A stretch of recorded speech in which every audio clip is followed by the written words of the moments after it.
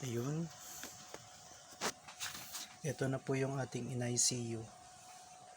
Mga bagong tanim po siya. Ano na po ito?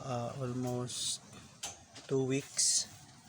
Mayroong hindi nakasurvive pero halos mas marami naman po yung nakasurvive. Ayan. Iniintay na lang po natin na magkaugat. Pero wala pa rin siyang ugat eh. Pero successful naman siya kasi yun, sariwa yung dahon. Ayan. At saka yung iba po may mga nudes na siya. Ayan o. Yan. May mga sanga na siya na panibago. Ayan. Yung mixture po ng lupa natin ay garden soil po siya lahat.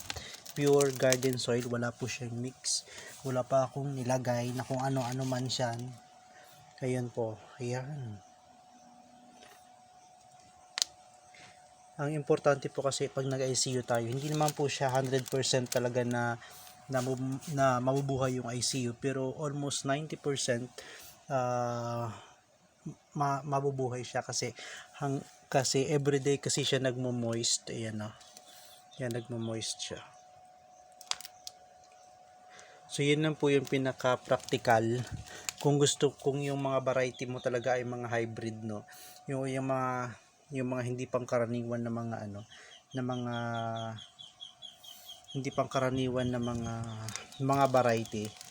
So ang gagawin mo ngayon, mag-ICU ka para at least mas safe siya. Ayan. So inaantay na lang po natin ito na magkaroon siya ng ugat. Thank you.